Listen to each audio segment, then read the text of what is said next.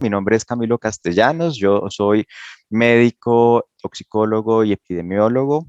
En estos minutos siguientes intentaré aclarar y profundizar en los puntos más importantes cuando estamos de cara a un paciente con púrpura trombocitopénica y trombótica. Entonces, dicho esto, quiero iniciar entonces contándoles muy brevemente un poco de la púrpura trombocitopénica trombótica. El nombre es larguísimo, entonces voy a hablar de ella más bien de forma cortada como PTT.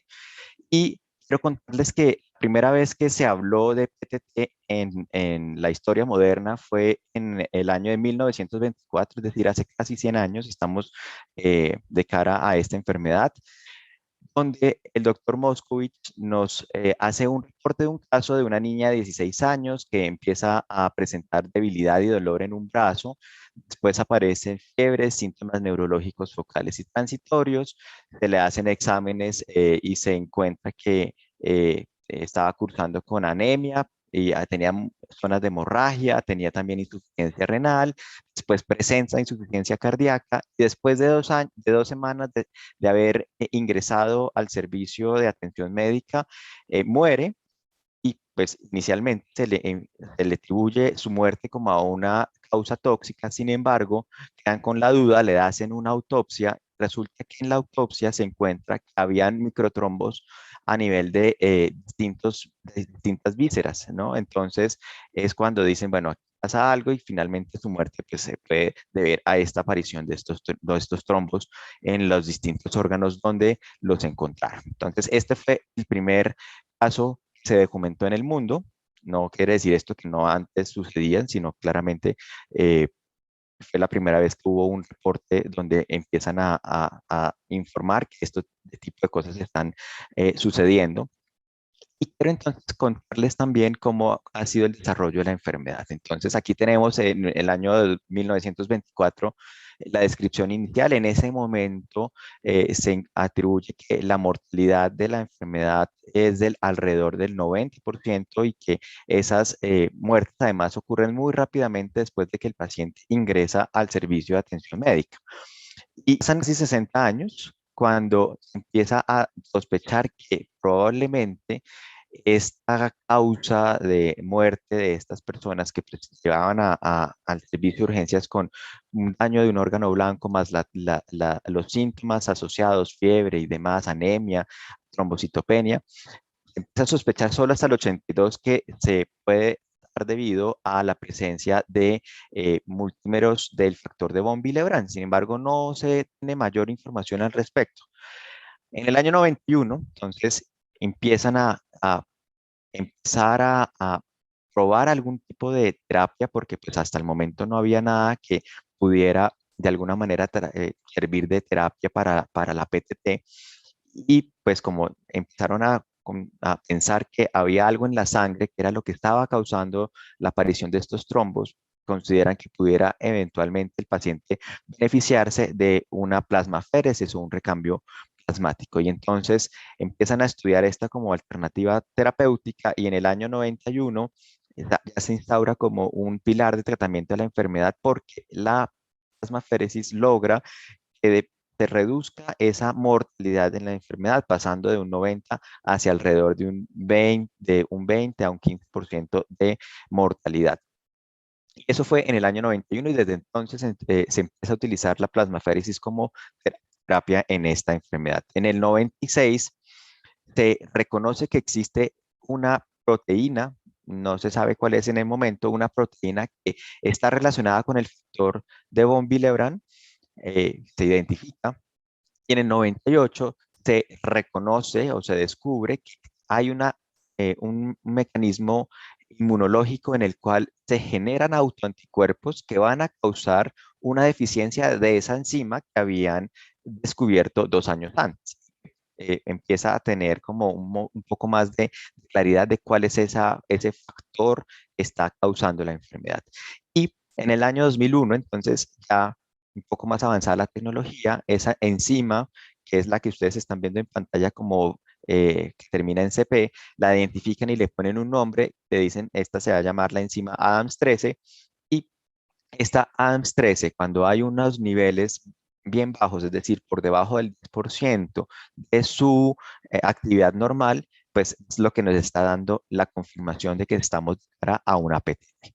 Ahora, ya entrando un poco más en materia, hablamos entonces que la PTT-A, hablamos de A de adquirida, es un trastorno sanguíneo poco frecuente, pero que es potencialmente mortal crítico, porque los pacientes van a requerir de manejo en unidades de cuidado intensivo. Y la PTT es un tipo de microangiopatía trombótica. Existen otras microangiopatías trombóticas, pero del grupo de microangiopatías trombóticas tal vez es la más grave, la más severa, la más frecuente de ese grupo. Aquí solo para contarles algunos datos importantes, quiero contarles entonces que es una enfermedad que va a afectar a la población joven, más o menos entre los 30 y los 50 años de edad, es decir, personas que son productivas laboralmente o económicamente son las que se van a ver afectadas. Además, es como una enfermedad inmunológica también. En este caso, se repite lo que uno ve en esas enfermedades y es que el sexo más afectado es el sexo femenino. El 75% de los casos son mujeres. Entonces, ahí uno empieza a hilar fino y entonces pensar en que las mujeres en edades productivas son las que más se afectan con esta enfermedad y recordar entonces que las mujeres son el sustento de los hogares o las cuidadoras de los niños, las son madres o son hijas de adultos mayores que requieren cuidados, entonces eso también tiene un impacto importante sobre la vida familiar y social, ¿no? Pasa el momento del ingreso, cuando llegan los pacientes al servicio de urgencias, el 60% de ellos van a cursar con síntomas neurológicos diversos, ¿sí? Que puede ir desde un dolor de cabeza hasta un ACV, una coma, aparición de convulsiones, eh, pero no son las únicas manifestaciones, tal vez sean las más frecuentes. También puede haber isquemia cardíaca, es decir, puede haber alteraciones de tipo infarto del miocardio, infarto del corazón o también infarto de los órganos digestivos, ¿sí? En menor frecuencia también uno puede ver afectación del riñón. Y como hablamos de una enfermedad que es potencialmente mortal, les hablaba que es muy agresiva. El 90% de las personas en principio morían, ¿no? Pero entonces ya con la instauración de los nuevos tratamientos, ya no es el 90% los que van a morir. Ahora eh, la mortalidad principal, que es alrededor del 50%, va a ocurrir en las primeras 24 horas después de que el paciente ingresa al servicio de urgencias. Y por lo tanto, eso implica que debe hacerse un gran énfasis en el tema de diagnóstico temprano y de una oportuna terapia para que el paciente no fallezca y se le pueda instaurar todo el tratamiento que hoy por hoy tenemos para esta enfermedad. Ahora, ¿cómo se instaura el tratamiento? ¿Cómo pensar que uno está de frente a un paciente que tiene una PTT? Entonces, existen unas escalas o puntuaciones clínicas. Aquí existen dos importantes. Una se llama Plasmic y el otro se llama French. Más adelante vamos a profundizar en ellas, pero lo que quiero llamar la atención es que esto es lo que me va a decir con estas escalas desde el punto de vista clínico es que eh, puedo estar de frente a un paciente que tiene una disminución en esos niveles de la actividad de esta enzima que hemos hablado, que es la ADAM3. Con eso entonces empezar a instaurar y pensar que se trata efectivamente de PTT. Ahora, ¿qué es lo que pasa? Y es que aquellas personas que sobreviven a este episodio agudo de PTT no van a quedar necesariamente sanos. De hecho, lo que se encuentra es que posterior a un episodio agudo, se les efectuaron algunos cuestionarios sobre calidad de vida que está relacionada con la salud y lo que se encontró en los pacientes con PTT que tuvieron un episodio previo de PTT es que hubo una disminución en estos cinco aspectos. Hay una disminución en la percepción de salud general, una disminución del desempeño social, una alteración o una disminución en su salud mental. Vamos a ver más adelante que también está relacionado con unas mayores tasas de depresión en las personas que sobreviven a estos episodios, una menor o un menor funcionamiento físico y una menor participación en el trabajo. Entonces, con esto decirles que no es solo el episodio agudo, que es una persona que si sobrevive con las terapias que se le instauran, pueden a largo plazo tener alteraciones y afecciones en su calidad de vida. Ahora, PTT no es una sola, existen varios tipos de PTT. Aquí les voy a traer los dos tipos importantes de PTT. Una es la congénita, que tiene un origen genético, y esto es una deficiencia hereditaria, o sea, hereda el niño o niña una deficiencia en la síntesis o en la producción de ADAMS13, porque viene con unas mutaciones heredadas en el gen que codifica para la enzima. Y aquí entonces vamos a ver que la ADAMS13 por defecto, desde que nace, va a tener una disminución en la actividad, precisamente por la poca síntesis que existe. Y aquí la forma de identificarla fácilmente es que no hay autoanticuerpos, es decir, no hay una base inmunológica que esté provocando una disminución en los niveles de la actividad de la enzima. Por otro lado, entonces tenemos la PTT inmunomediada, que es la que conocemos como la adquirida o la PTTA. Es una actividad de la enzima menor del 10%, en eso coinciden las dos, pero aquí esta actividad está debida a una presencia de autoanticuerpos contra la enzima. Es decir, el paciente la sintetiza de forma natural, normal, pero también el paciente produce autoanticuerpos contra la enzima que no permiten que la enzima funcione adecuadamente, ¿vale? Muy rápidamente para contarles de la PTT congénita, es aún, ya de entrada es una enfermedad rara, la PTT congénita es aún más rara, es decir, si consideramos un 100% la sumatoria de PTT congénita con la adquirida, la congénita más o menos es alrededor del 5% del 100% de todas las PTT. Entonces, esto es como les mencionaba, una enfermedad genética heredada. Los dos papás le heredaron al hijo los alelos defectuosos para la producción o mutados para la producción de ADAMS13, entonces no se produce adecuadamente. Hay dos picos de diagnóstico, uno tempranamente en el periodo neonatal o postnatal durante los primeros 12 meses y después más adelante en las mujeres en edad fértil. Pero aquí pues prácticamente los niños son los que más fácilmente se ve. El niño entonces tiene trombocitopenia, una ictericia, se vuelven muy amarillos precisamente por la ruptura de los glóbulos rojos, que más adelante vamos a ver un poco más por qué es que se rompen. El niño es anémico, tiene las hemorragias, las lesiones purpúricas que ustedes ven aquí en esta foto, disfunción de distintos órganos. Y estos episodios de PTT se van a presentar a lo largo de toda su vida. Mientras, por otro lado, tenemos a la adquirida, que es la forma no congénita, como les mencioné, por autoanticuerpos contra la enzima ADAMS13, entonces bloquean la función enzimática y la actividad pues se ve disminuida. Por lo tanto, vamos a ver más adelante también de forma más esquemática, pero aquí les cuento desde ya, eso produce que haya unos multímeros del factor de von Willebrand, es decir, el factor de von Willebrand, hagan de cuenta que son eh, como de pronto las cuentas de un collar. Los multímeros es todas las cuentas, las cuentas unidas de ese collar. Entonces, este multímero es naturalmente hiperactivo e hiperadhesivo con las plaquetas. Y entonces esto es lo que finalmente va a terminar produciendo en el paciente que haya una formación de microtrombos a nivel de todos los órganos. Entonces, estos microtrombos van a consumirse las plaquetas, por eso es que vamos a ver que el paciente tiene unas plaquetas bien o profundamente disminuidas, y cuando se forman estos trombos en la microvasculatura, es decir, en los vasos sanguíneos más pequeños de los distintos órganos, se va a generar una oclusión al paso sanguíneo en esos puntos, y eso por fuerzas mecánicas va a destruir a los glóbulos rojos. Vamos a vernos, me voy a devolver aquí, estos glóbulos rojos, que es lo que ustedes ven aquí en los círculos azules, son glóbulos rojos que están rotos, están fragmentados. Eso es lo que se conoce como un esquistocito. Eso es lo que se ve en un frotis de sangre periférica. Y pues estas oclusiones van a ocurrir en distintos órganos. Por eso hay una disfunción orgánica múltiple. Y esto es entonces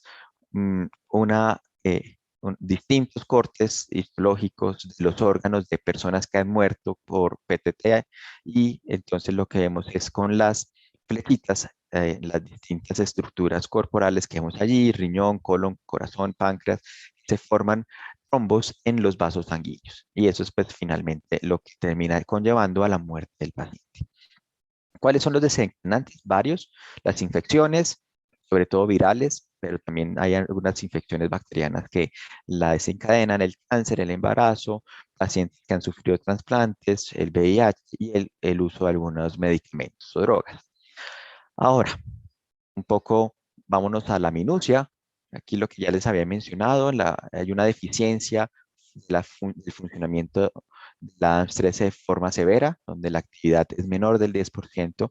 Esta disminución de la actividad de esta enzima conlleva entonces a la acumulación de los multímeros ultra largos del factor de von Willebrand, es un nombre larguísimo, pero lo importante es que estos multímeros ultra largos, como les mencionaba, son hiperadhesivos de forma natural en el plasma. Eso entonces facilita la formación espontánea de los microtrombos de plaquetas en la microcirculación sistémica, llevando entonces a lo que consultan los pacientes, a la isquemia multiorgánica, que es por lo que consultan, que algo les está fallando, pero que cuando se les hacen los exámenes de rutina en el servicio de urgencias, que es examen de rutina, básicamente es un cuadro hemático en este caso, vamos a ver una anemia hemolítica, es decir, el paciente está severamente anémico, pero también severamente trombocitopénico, y por este consumo de plaquetas. Entonces aquí lo que vemos es el endotelio es el encargado de producir el factor de von Willebrand. Como no tiene ADAMS3, el factor de von Willebrand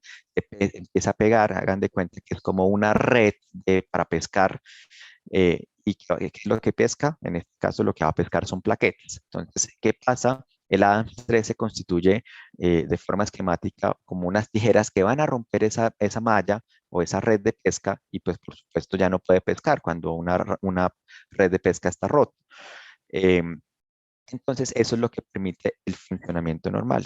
En las personas normales, o sea, que no tienen esta alteración, la AMST se rompe estos multímeros del factor de von Willebrand, pero en las personas que tienen la deficiencia resulta que los plasmocitos o las células o linfocitos B empiezan a producir anticuerpos contra la AMS13 deja de funcionar y se pega fácilmente a las plaquetas. Y estas plaquetas entonces forman microtrombos, es lo que vemos aquí, que va a conducir a la formación de microtrombos en distintas partes del organismo, a la aparición de la sintomatología y a la muerte del paciente.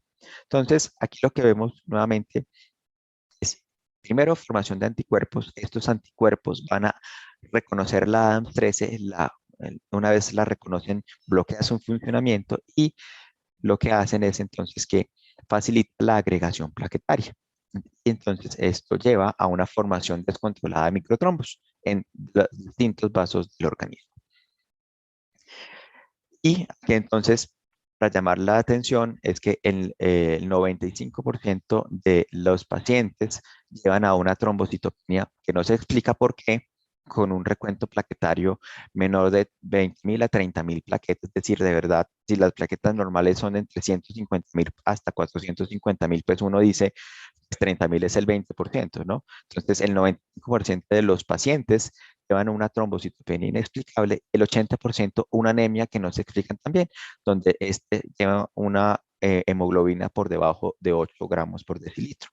Estos hallazgos deben ser lo suficientemente llamativos para el médico de urgencias que está atendiendo a este paciente con una disfunción orgánica para decirle, mire, paciente con disfunción orgánica, pero que además tiene trombocitopenia y anemia, probablemente se encuentre de cara a una PTT y hay que correrle porque si no el paciente, el 50% de los pacientes en las primeras 24 horas se va a morir.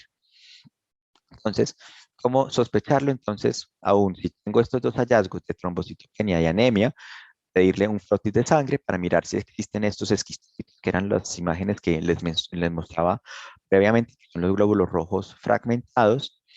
Eh, Vamos a hacer entonces la confirmación a través de una prueba, que es la prueba de ADAMS13. Vamos a hablar más adelante de la prueba.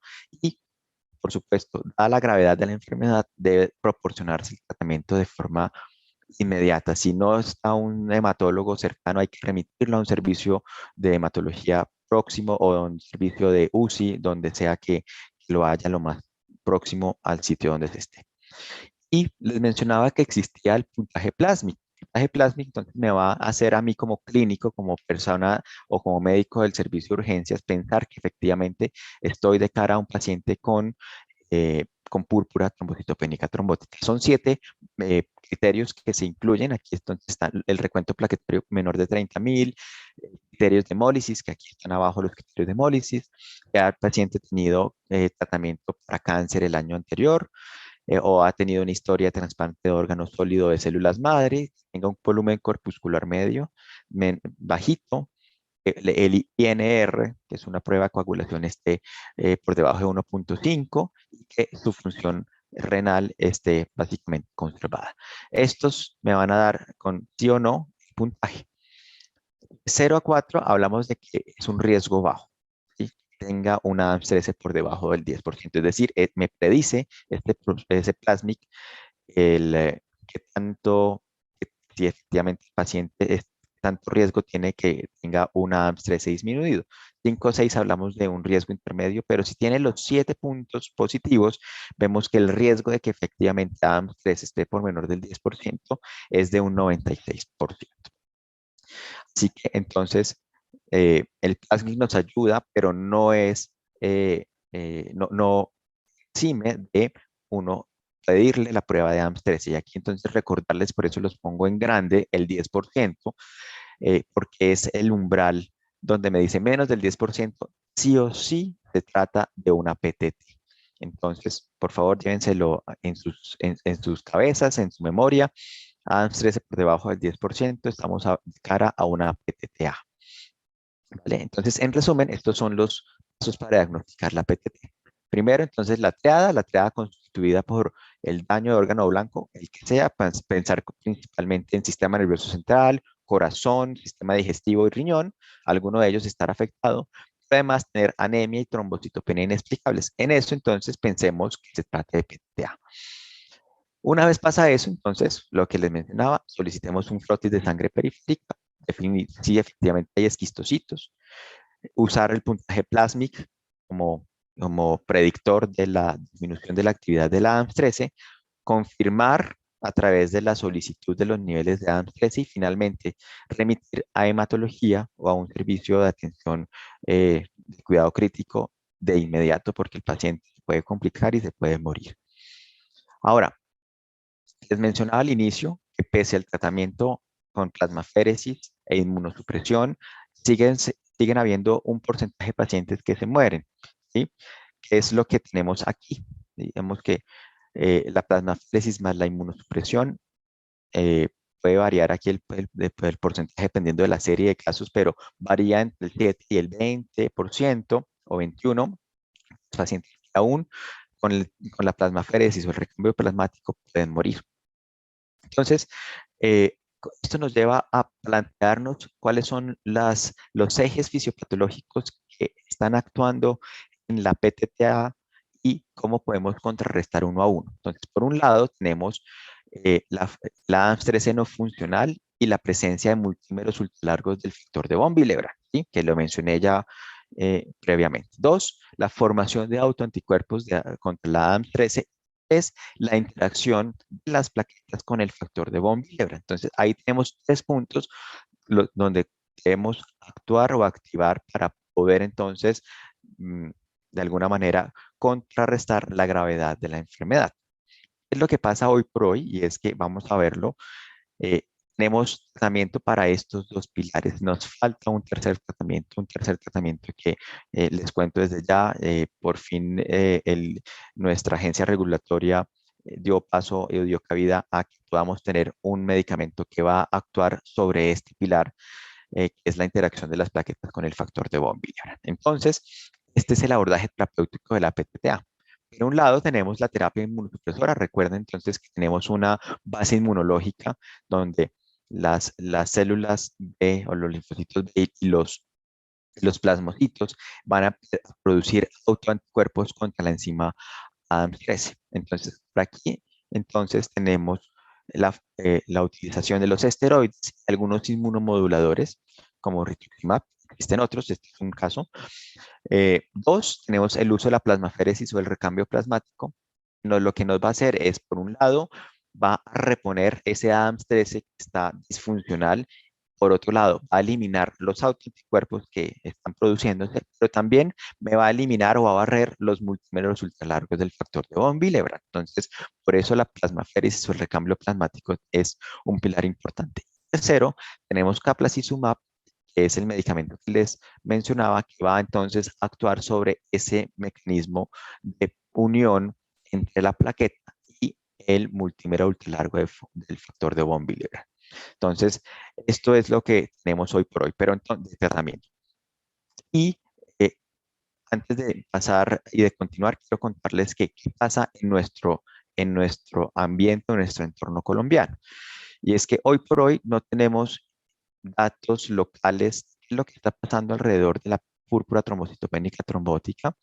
Eh, por otro lado, si bien en algunos sitios, en algunos hospitales o algunos laboratorios se puede hacer la medición de los niveles de ADAMTS, pues resulta que eh, nos falta todavía infraestructura para poder contar con laboratorios en distintas partes del país que puedan entregar los resultados de la medición de la actividad de ADAMTS rápidamente, porque en los que hay, pues se empiezan a acumular y pues los resultados se entregan hasta 8 a 10 días después de haber el paciente consultado, es decir, ya ha pasado tiempo suficiente para saber si efectivamente está con ADAMTS alto o bajo. ¿Sí? El tratamiento que les mencionaba que tenemos hoy por hoy, que es la plasmaféresis con la inmunosupresión, es lo que hoy lo consideramos en Colombia como el estándar de cuidado. Este se debe dar de forma hospitalaria en el 100% de los casos. Por supuesto, es un paciente crítico que en cualquier momento puede morir. Entonces, es un paciente que va a requerir tratamiento en cuidado intensivo por algunos días mientras él logra estabilizar las plaquetas, el recuento plaquetario y demás. Y otra cosa importante es que hay 34 centros de hematología, hematológicos con servicio de recambio plasmático. Entonces, esto es como para contarles un poco cómo es el panorama de esta enfermedad, que es una urgencia porque precisamente no solo es rara, sino además es muy agresiva y es muy aguda.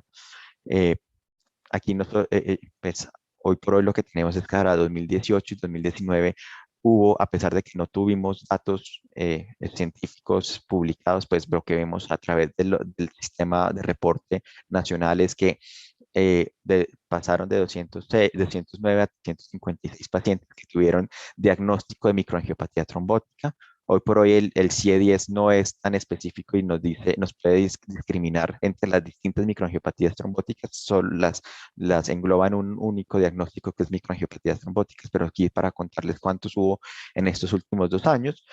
Se tienen 3 reportes de casos por especialistas colombianos en los últimos 10 años, pues está trabajando muy de la mano con FUNCOLEF en que esta enfermedad, por lo infrecuente, les recuerdo, su frecuencia es de 1.5 a 6 casos por millón de habitantes. Entonces, digamos que por la gravedad, porque amenaza la vida, por lo infrecuente, pues cumple con los criterios de nuestra regulación colombiana para ser catalogada como una enfermedad huérfana. Entonces, les dejo unos mensajes finales. La PET entonces sigue siendo una enfermedad de difícil diagnóstico y por lo tanto pues tiene una demora en el diagnóstico del tratamiento y es peligrosa para la sobrevida de los pacientes. Ya hablamos de esto. La tasa de mortalidad de la PET en un episodio agudo no ha cambiado mucho desde el 91. Ya recordemos, en el 1924 nos hablaban del 90% de mortalidad sin tratamiento. Con el tratamiento actual, entonces la mortalidad se redujo hasta un 20%. La mayoría de las muertes, que es alrededor del 50%, ocurren en las primeras 24 horas. Em, Sin embargo, sí, como dato adicional, es que del 75 al 80% de las muertes ocurren en las primeras 2 semanas. La mitad mueren en el primer día y el 30% restante en los siguientes 2 semanas. Existen consecuencias a largo plazo, es decir, no es solo el episodio agudo, ahí hay secuelas neurológicas, un deterioro cognitivo, hay secuelas psiquiátricas por depresión y ansiedad y hay secuelas cardiovasculares con hipertensiones. Y el estándar de manejo actual cambió y consiste en una tripleta que está compuesta por la inmunosupresión, por el recambio plasmático y por el uso de la nueva molécula que se llama caplacizumab. Así que cada vez que pienses en púrpura trombocitópenica trombótica, piensa también en enfermedades raras. Mil gracias. Aquí les dejo mi contacto si ustedes en algún momento quieren entrar en contacto conmigo, solucionar dudas o tener algún comentario adicional. Este es mi correo electrónico personal.